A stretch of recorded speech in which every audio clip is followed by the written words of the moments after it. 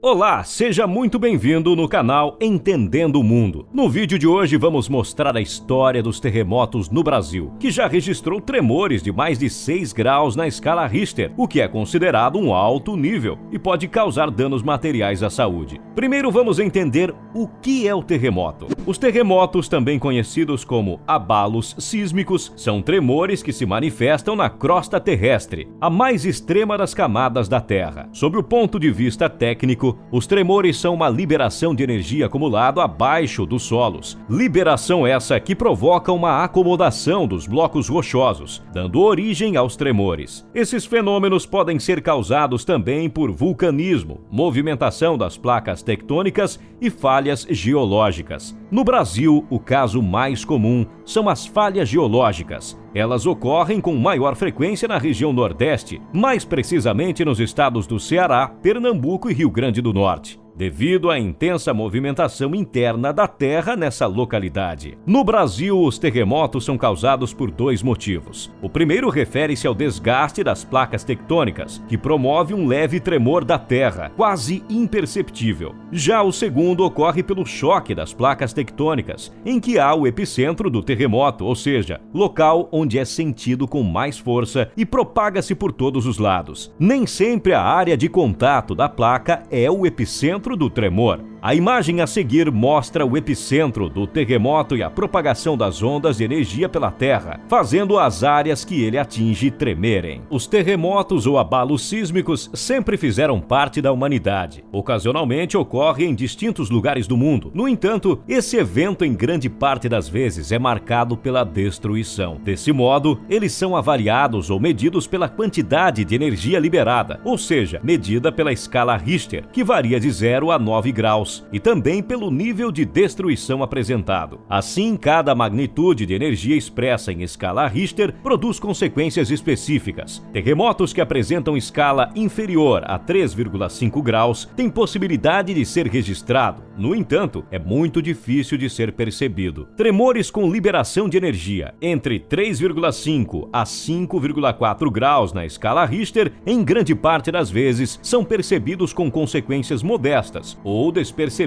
Abalos com registros na escala Richter inferior a 6 graus produzem destruição significativa em edificações com construções frágeis. Já nas edificações de construção estruturada, os prejuízos são pequenos. Terremotos com intensidade de 6,1 a 6,9 graus na escala Richter são capazes de destruir tudo num raio de 100 quilômetros. Tremores que variam entre 7 e 7,9 graus na escala Richter são propícios a retirar os edifícios de suas fundações, sem contar o surgimento de fendas no solo e danificação de toda a tubulação contidas no subsolo. Abalos sísmicos com intensidade que oscila entre 8 e 8,5 graus na escala Richter configura como de grande magnitude. Seus efeitos destroem pontes e praticamente todas as construções existentes. Destruição total ocorre com tremor de 9 graus na escala Richter. E, hipoteticamente, se houvesse um terremoto de 12 graus, a Terra seria partida ao meio. No Brasil, temos um exemplo muito conhecido de falha geológica. Está em Salvador, na Bahia. Você provavelmente conhece o elevador Lacerda, que une as conhecidas Cidade Alta e Cidade Baixa. Mas você sabe o que explica esse desnível de relevo? Há aproximadamente 140 milhões de anos, quando a América do Sul começou a se separar da África, um bloco rochoso desceu em relação a outro, formando a falha de Salvador. Isso aconteceu ao longo de milhões de anos. Além de reativar falhas já existentes, já que elas constituem zonas de fraqueza das rochas, o acúmulo de energia provocado pela movimentação das placas tectônicas pode originar novas falhas, fazendo com que aconteçam terremotos, como é o caso da falha de Samambaia em João Câmara, no Rio Grande do Norte. Um tempo atrás se acreditava que o território brasileiro era imune à ocorrência de terremotos. Hoje já se sabe sabe que essa informação é um tanto quanto precipitada, uma vez que estudos e pesquisas nesse tema ainda são modestos no Brasil. Diante desses fatos e de outros ocorridos em anos passados, fica evidente que o território brasileiro não está totalmente livre da ocorrência de abalos sísmicos. Nesse sentido, existe uma possibilidade real da incidência de terremotos de maiores proporções em uma das inúmeras cidades do Brasil. A escala mais elevada registrada no Brasil ocorreu em 1955, no estado de Mato Grosso, com 6,6 na escala Richter. Depois, em 1980, em João Câmara, Rio Grande do Norte, com escala de 5,1 e 4.000 móveis destruídos. 1980, em Pacajus, Ceará, com escala de 5,2, foi sentido na capital Fortaleza. 2007, em Itacarambi, Minas Gerais, com escala de 4,9, com uma criança morta, 6 feridos e 5 casas demolidas. 2007, divisa entre Amazonas e Acre, com escala de 6,1, não há registro de estragos, feridos ou mortos. 2008, São Paulo, com escala de 5,2 e se refletiu em várias regiões da cidade e outros estados: Rio de Janeiro, Santa Catarina, Paraná e Rio Grande do Sul. Para você que pensava que o Brasil é um paraíso, somos um país que vivencia tremores constantes anualmente. Só no ano de 2017 foram registrados 129 sismos, sendo que 12 deles foram acima de 4,0 na escala Richter. A ocorrência de tremores altos no Brasil é algo raro. São casos bem específicos, como a proximidade de um local onde ocorrem abalos em grandes profundidades, ou nas laterais das placas, onde os choques são também mais potentes. Porém, mesmo com o histórico de tremores baixos e que dificilmente causam estragos, não se descarta a possibilidade de sismos equivalentes a 7,0 no país. Na verdade, o Brasil não está preparado para terremotos. As construções civis não são feitas para aguentar os tremores das terras. Por isso, há várias rachaduras em casas, prédios e pontes. Um exemplo de estar preparado para o terremoto e que sofre com isso é o Japão. No Japão, as construções nos prédios e casas são instaladas amortecedores eletrônicos, que podem ser controlados à distância. Em prédios mais simples, são usados amortecedores de molas, que funcionam de um jeito parecido à suspensão de veículos. Os engenheiros também colocam um material especial para amortecer as junções entre as colunas, a laje e as estruturas de aço que compõem cada andar. Esse material ajuda a dissipar a energia quando a estrutura se movimenta em direções opostas. Assim, o prédio não esmaga os andares intermediários. O Japão é um país que experimentou muitos desastres naturais e, ao longo do tempo, tornou-se uma das nações mais bem preparadas do planeta. Quando você compara a quantidade de desastres que atingem o país, mais a intensidade populacional, e a compara com a taxa de fatalidade, os números modernos são surpreendentemente pequenos. A capacidade de inovar, investir, educar e aprender com os erros do passado tornou o Japão o país mais preparado para terremotos do mundo. Portanto, o Brasil não está totalmente livre da ocorrência de terremotos. Porém, esses tremores ocorrem sem que haja grande destruição de construções e infraestrutura, pois o território brasileiro encontra-se distante da zona de instabilidade tectônica, ou seja, longe das zonas de convergência entre placas. Espero que tenham gostado desse vídeo e não se esqueça de se inscrever no canal e comente sobre esse assunto. Te espero no próximo vídeo. Tchau!